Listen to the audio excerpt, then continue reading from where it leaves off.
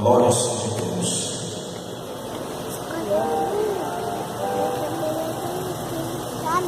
Evangelho de Mateus, capítulo de número 4.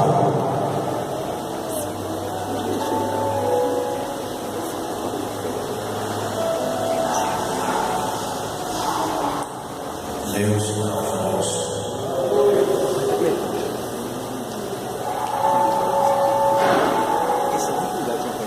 Evangelho segundo escreveu Mateus, capítulo de número 4.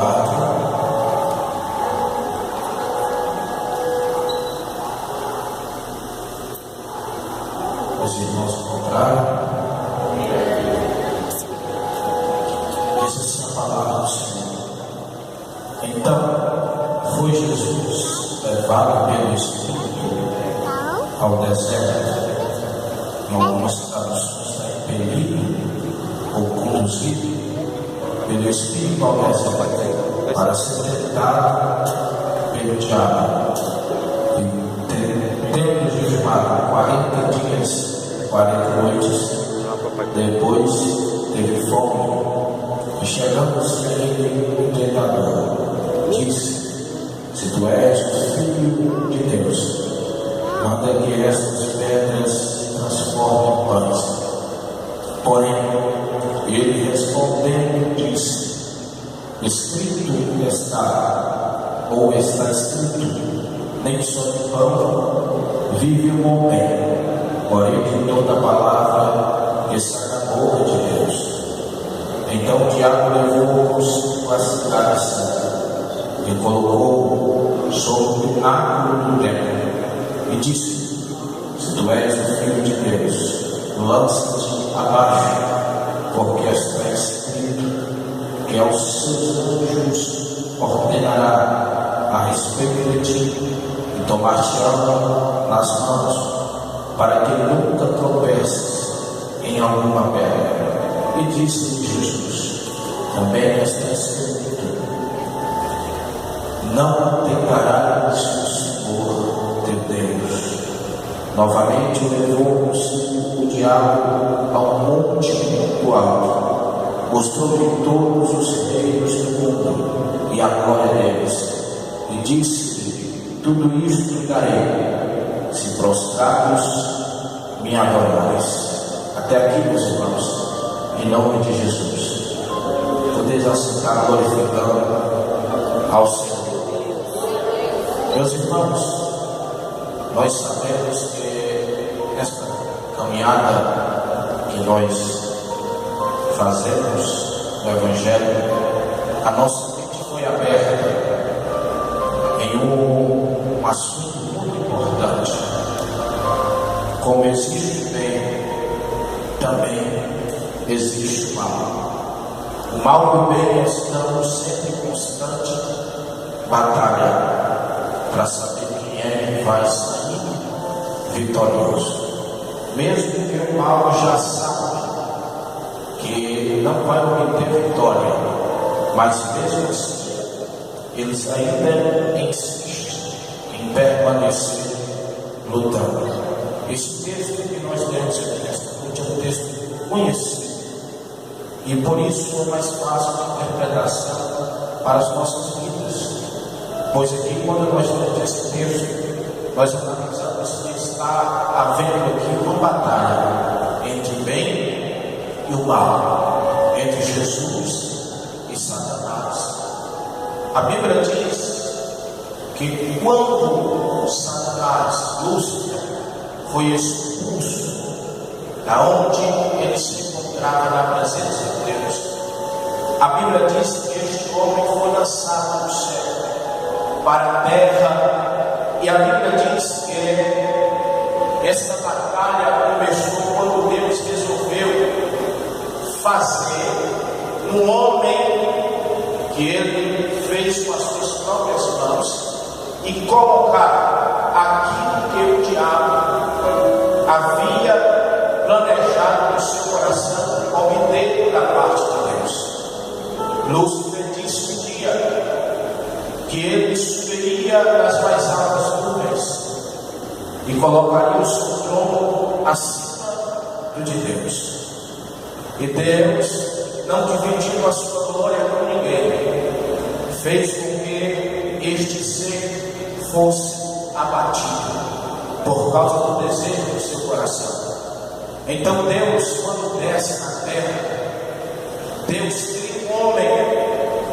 E quando Deus cria um homem, Deus se reúne com a Trindade Santa e diz: façamos o homem a nossa imagem e semelhança.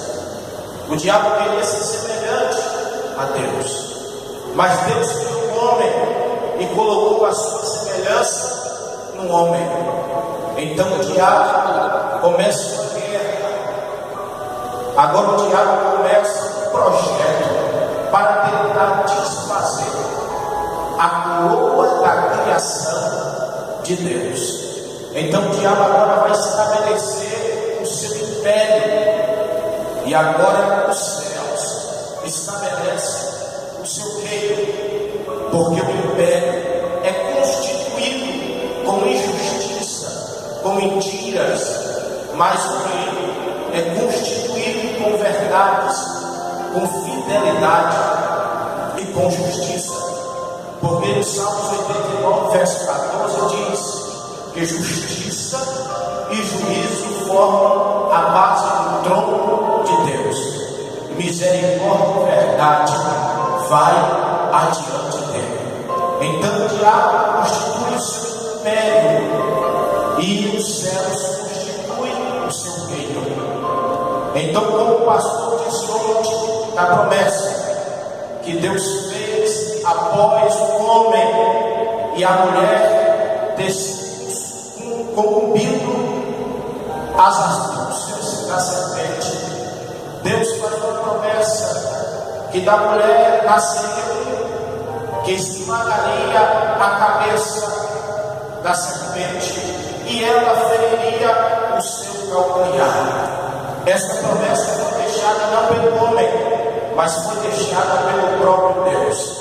A Bíblia diz então que segue-se a história, e quando Deus levanta um homem, por nome o profeta Isaías, ele vai profetizar que Deus daria um sinal e que a virgem conceberia um rapaz, um homem, um varão, e que o nome dele seria Emanuel.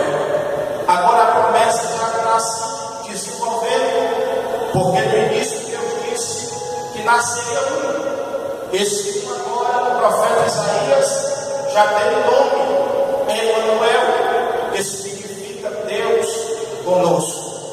A Bíblia diz também, no mesmo livro do profeta Isaías, no capítulo 32, a Bíblia diz que o rei se levantaria e reinaria com justiça, que seria abrigo contra os ventos e refúgio contra as tempestades.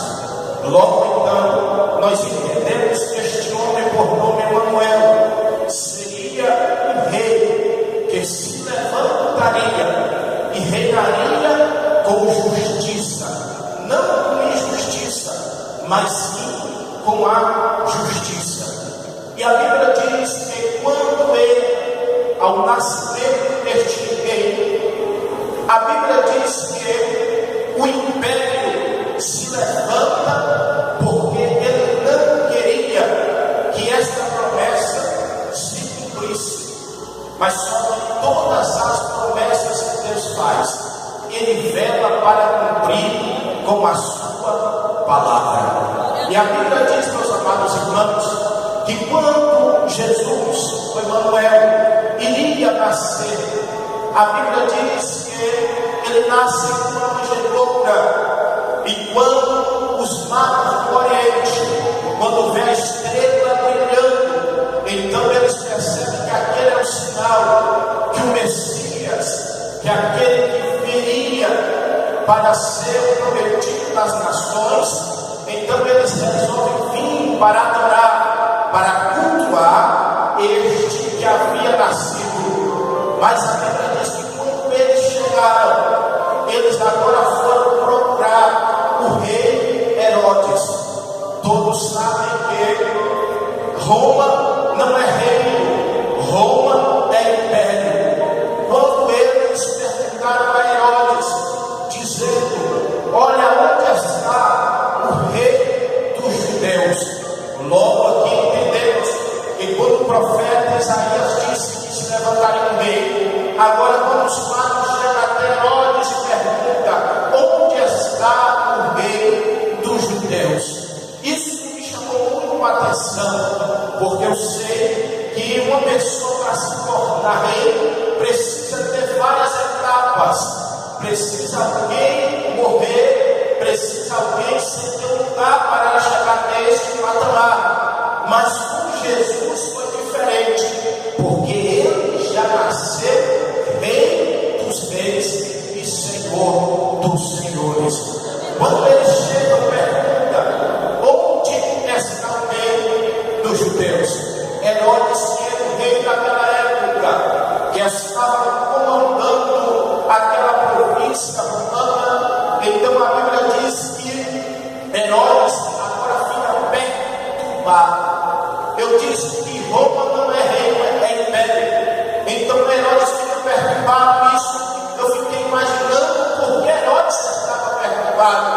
Então Deus começou a chamar a minha atenção e dizer: saia da visão normal e entra numa visão mais elevada, e você vai perceber que por trás de Herodes está Satanás para tentar destruir a promessa que eu fiz no livro de Gênesis. Então, meus amados irmãos, eu pude entender que o diabo estava em constante luta para tentar desfazer a promessa que Deus havia feito. Enquanto Herodes fica sabendo desde também que havia nascido, que havia se levantado, ele chama os magos de canto e diz: olha, vocês vão para saber aonde ele está, e depois vocês voltam e me diz, porque eu também quero ir adorar esse rei. Mas a Bíblia diz que quando os magos saíram, Herodes chama agora os principais da sinagoga, chama os sacerdotes, chama todos aqueles escribas que entendiam da lei, pergunta onde este rei nasceria. E a Bíblia diz que eles falaram para Herodes. Então Herodes baixa agora um decreto que todas as crianças de 2 anos abaixo deveriam ser mortas, porque ele não queria que aquele menino viesse à vida. A Bíblia diz que foi um massacre. A Bíblia diz, meus amados irmãos, que as crianças foram mortas. Mas a Bíblia diz também que Deus apareceu primeiro e disse: tire o menino daqui, porque tem alguém tentando atingir a vida deste garoto. Eu quero dizer a partir de já que Deus fez promessas a pessoas aqui, e o diabo está em constante luta para tentar desfazer. Mas você entrou nesta campanha e creia que o Deus que você serve é fiel para velar com a sua palavra, e nada do que ele disse para você vai cair por terra. Creia nesta noite que todas as promessas que ele fez, todas elas vão ter que se cumprir, porque o Deus que te fez a promessa é o Deus que manda no céu, é o Deus que manda na terra, é o Deus que manda debaixo da terra, é o Rei dos reis e Senhor dos senhores, e é Ele que está na tua frente dizendo: meu filho, minha filha, não temas, porque eu sou contigo e te ajudarei. Aleluia! A promessa, então, meus amados irmãos, se cumpriu, o menino nasceu.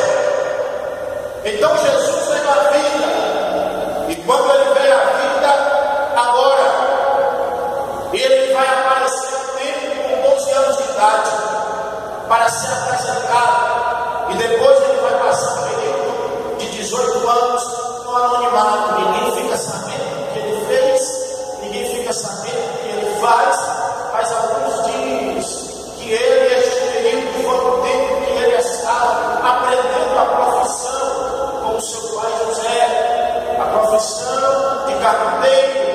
Então, 18 anos, Jesus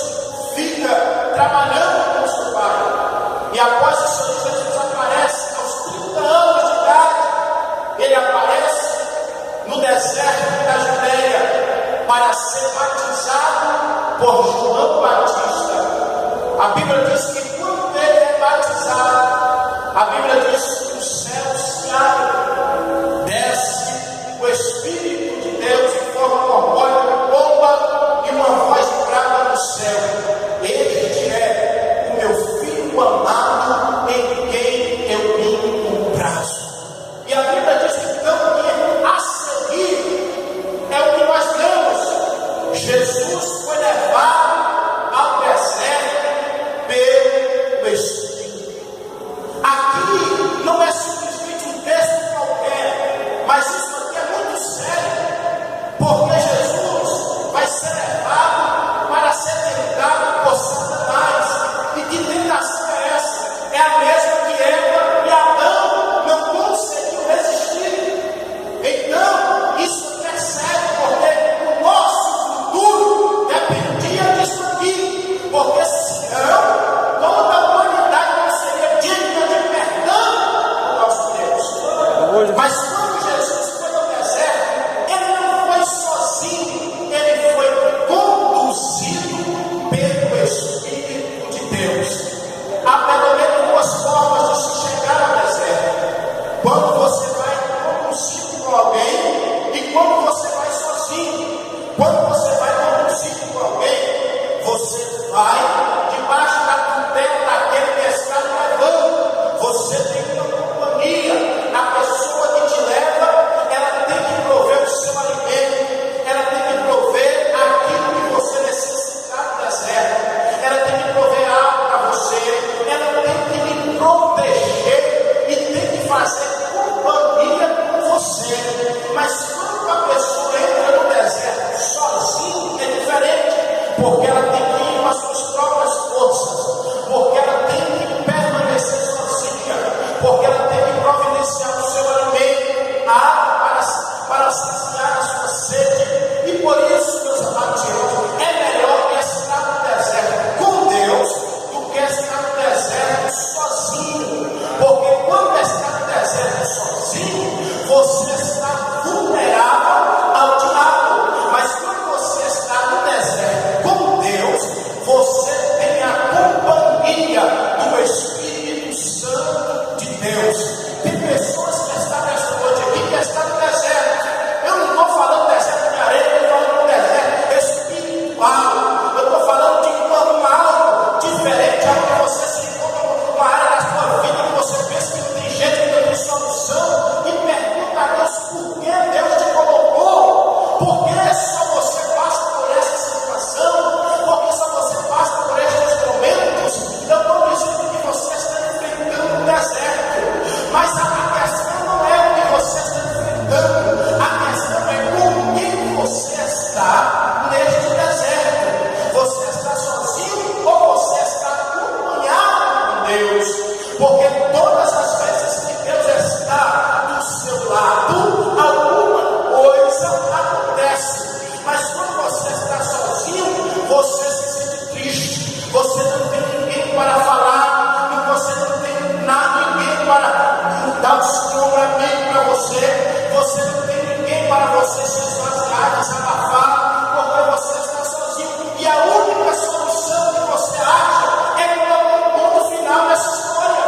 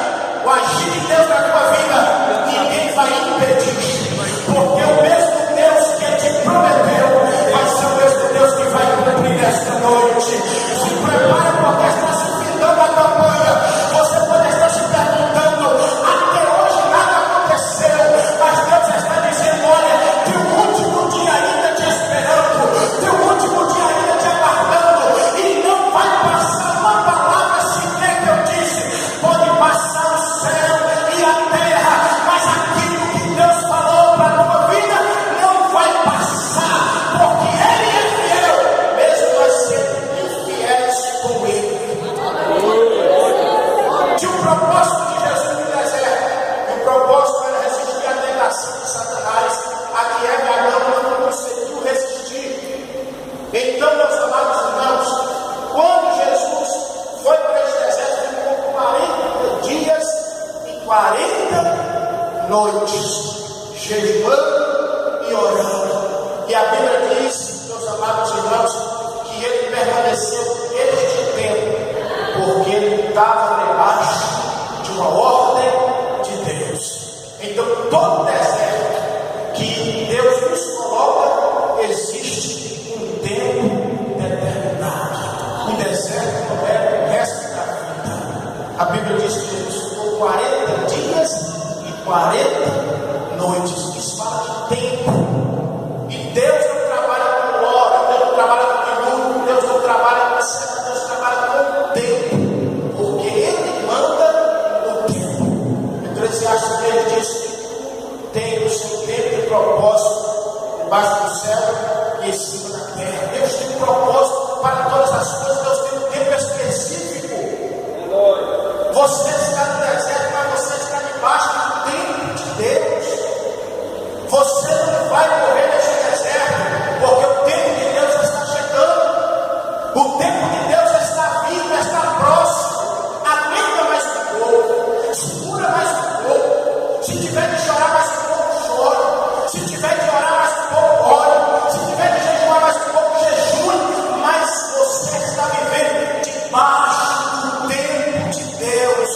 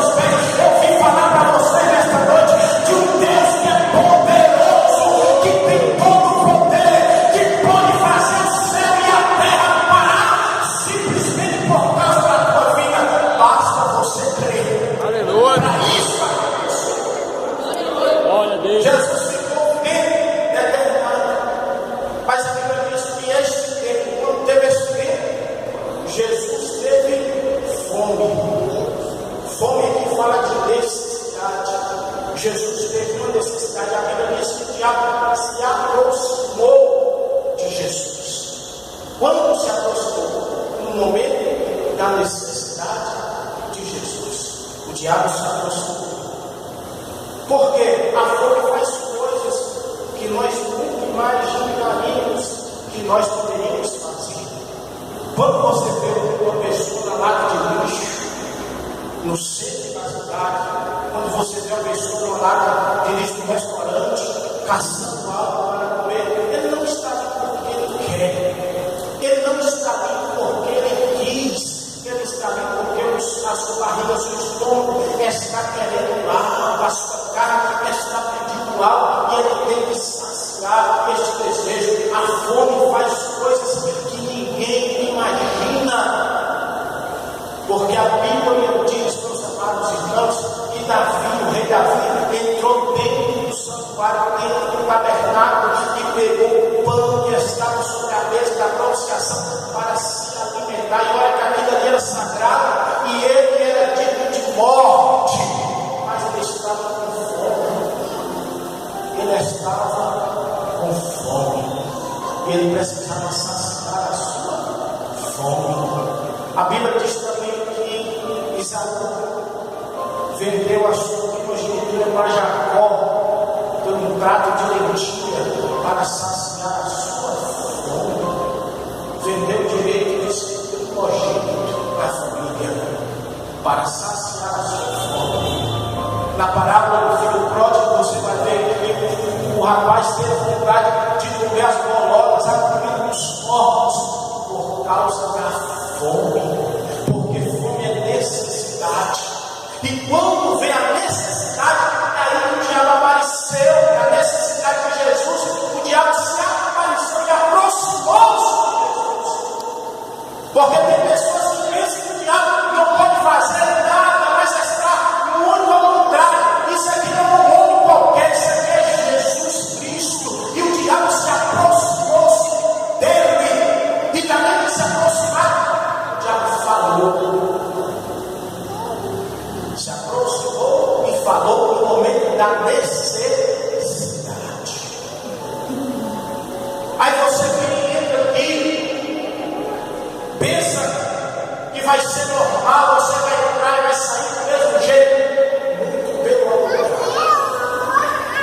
Isso aqui é um lugar aonde você vai ser reabastecido. Essa campanha aqui é uma abastecimento para vidas de crentes que estão aqui, que estavam passando por um momento da necessidade e estavam prestes a virar uma mostrar. Mas Deus vai suprir todas as nossas necessidades nesta noite. E quando o diabo apresentar-se, você vai dizer: para trás de mim, Satanás, porque o vazio que existia na minha alma, o Senhor preencheu. Porque a minha necessidade, o Senhor preencheu. Então, nesta noite, eu quero dizer para você: você pode ter entrado aqui passando por alguma necessidade, mas você vai sair por aquelas portas, mas não vai sair do mesmo jeito, porque Deus está suprindo nesta noite a tua necessidade, e o diabo vai ter que beijar a boca, porque Deus é na tua vida e Ele te guarda de todo mal. Ele te guarda de todo mal.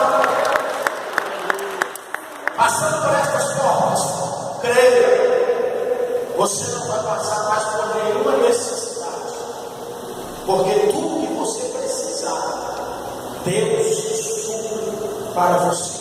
Aleluia. Porque tem pessoas que deixam de procurar o suprimento que vem de Deus para procurar o suprimento que se encontra lá no mundo. E este suprimento é onde está abatendo muitas vidas, está derrubando muitas vidas.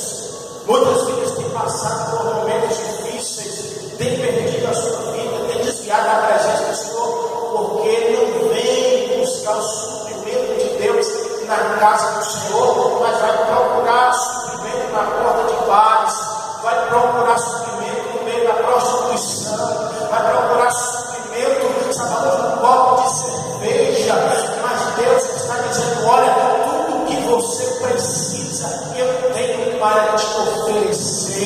Você não precisa ir vender o seu corpo, você não precisa ir ser escandalizado lá no mundo, porque Deus te escolheu para você viver o melhor desta terra, porque o lugar que Deus te colocar vai ter a providência dele na sua vida, vai ter providência dele na tua casa, vai ter providência dele no meio da tua família. Deus te trouxe aqui para te dizer que você não precisa sair da igreja porque a situação está difícil, você não precisa abandonar o barco porque você está passando por um momento ruim. Deus te trouxe aqui para te dizer: coloca o teu problema na mão dele, coloca a tua dificuldade na mão dele, porque ele é o Deus do impossível, e aquilo que é impossível para você é possível para ele. Então tem providência dele para a tua vida nesta noite. Creia em nome de Jesus. Glória a Deus. Jesus teve fome, meus amados irmãos, e a Bíblia diz que o diabo se aproximou e falou com Jesus: se tu és filho de Deus, transforme estas pedras em pães. Observe que o diabo já estava olhando, já estava observando Jesus muito tempo, porque essas palavras aqui foram ditas no Rio Jordão, quando ele foi batizado. Deus disse: este é o meu filho amado, em quem eu me comprazo. E aqui ele está dizendo: se tu és o filho de Deus, transforme estas pedras em pães. Aqui eu aprendo algo muito importante. Nós não precisamos mostrar nada a ninguém. Nós não precisamos revelar nada a ninguém. Quem somos ou deixamos de ser. O importante é você e Deus.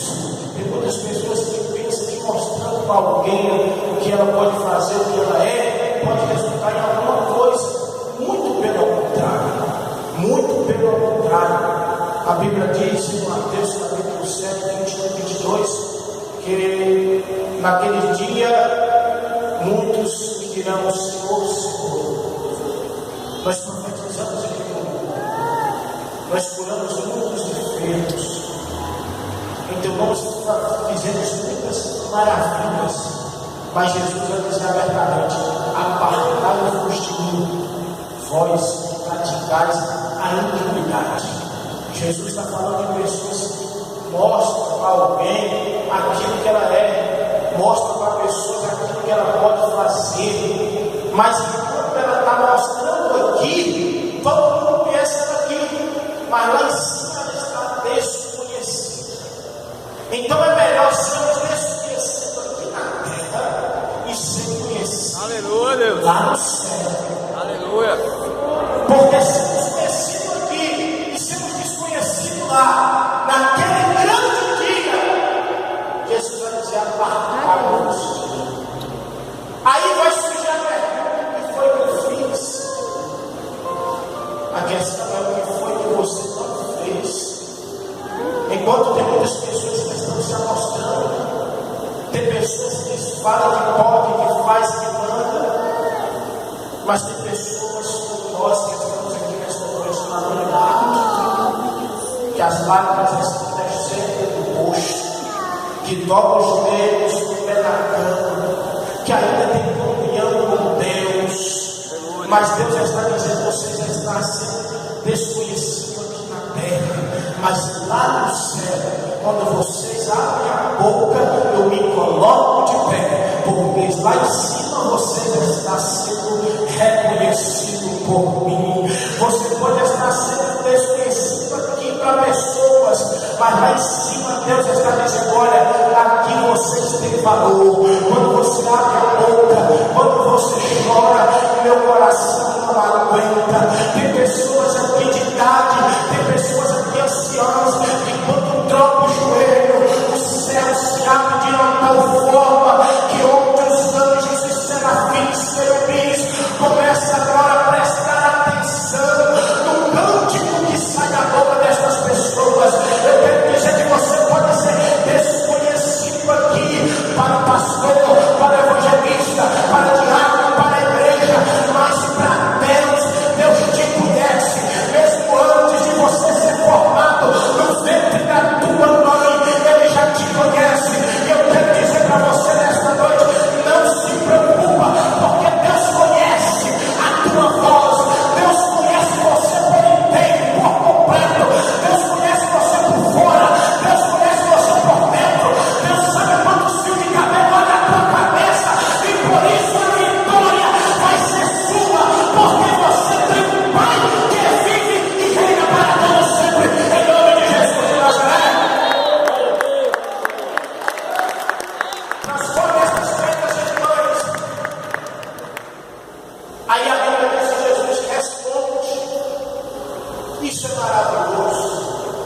Jesus responde: nem só de pão vive o homem, mas de toda a palavra que sai da boca de Deus. Jesus respondeu. Aqui está o ponto-chave.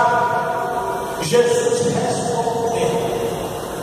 Porque Deus sempre nos dará uma resposta para as nossas adversidades. Deus tem uma resposta para as nossas adversidades. Deus não vai deixar nós sem resposta. Aleluia, Deus. O diabo vem com toda a fúria, com todas as suas astúcias, mas Deus tem uma resposta a nos dar. E a resposta que Ele nos dá já está escrito na palavra dele. Nem só de pão vive o homem, mas de toda a palavra que procede da boca de Deus. Observa aqui a boca de Deus, não é a boca do homem, porque muitas vidas estão sendo levadas por palavras que saem da boca de homens, palavras bonitas, palavras de efeitos, palavras que chamam a atenção, mas a vida da pessoa não muda, a vida da pessoa não transforma, a pessoa vive do mesmo jeito, a pessoa continua mentindo da mesma forma, a pessoa continua fazendo caminho do mesmo jeito. Por quê? Porque está sendo conduzida por palavras que saem da boca do homem, mas quando ela é conduzida por palavras que saem da boca de Deus, vem o vento, vem a tempestade, vem a luta, mas ela continua do mesmo jeito, porque ela está firmada na rocha que é Jesus de Nazaré. Porque a Bíblia diz em Salmo 125 que aqueles que confiam no Senhor serão como o monte de Sião, que não se abala, mas permanece para sempre.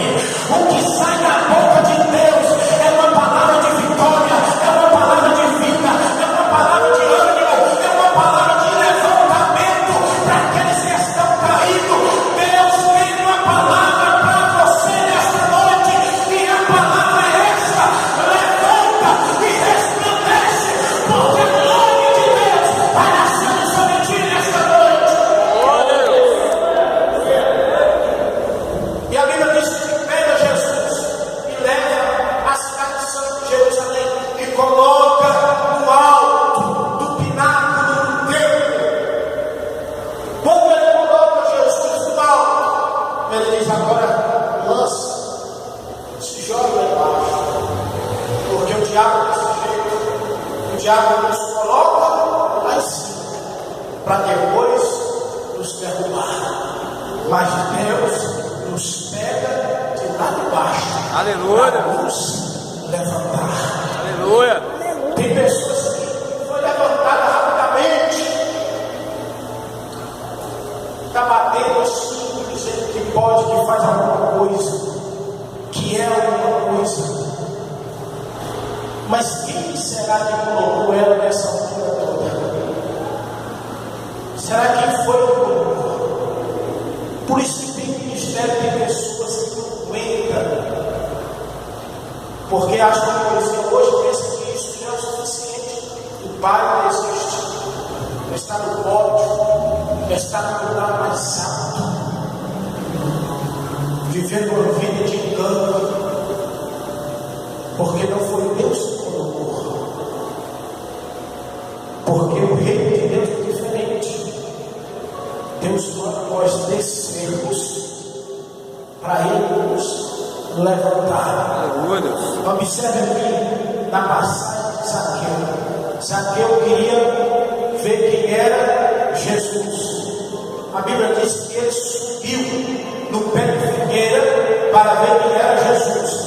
Mas quando Jesus chegou debaixo do pé de figueira, Jesus disse assim: Zaqueu, desce depressa, Aleluia. porque hoje não convém pousar em sua casa. Então Deus manda nós descermos para Ele nos levantar, e o diabo nos levanta para depois nos derrubar. Então, veja na sua vida se você está no lugar alto ou se você está no lugar baixo. Veja quem te colocou. Veja quem está te conduzindo. Veja se não tem ninguém soprando no teu ouvido. Observe, comece a parar e analisar. Porque às vezes você pensa que é Deus, mas pode ser o inimigo.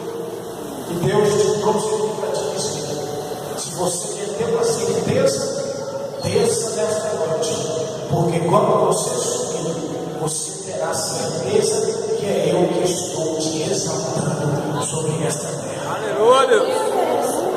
Depois pegou Jesus, levou até no alto monte e disse assim: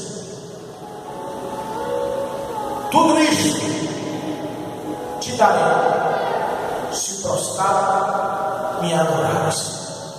Mas a Bíblia diz uma palavrinha: mostrou-lhe. Esse mostrou-lhe que é a complicação de muitas pessoas, porque se trata da nossa visão, e a nossa visão pode mudar o mundo da nossa história.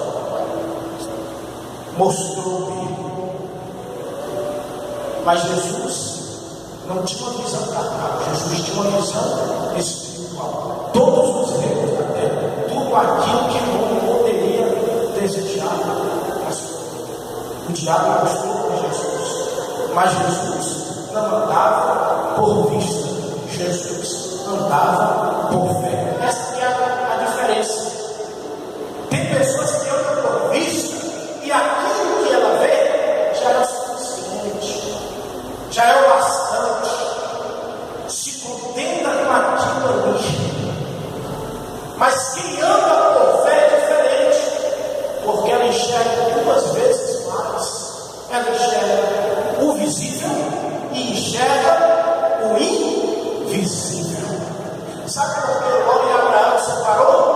Porque Abraão andava por fé e Ló andava por vista.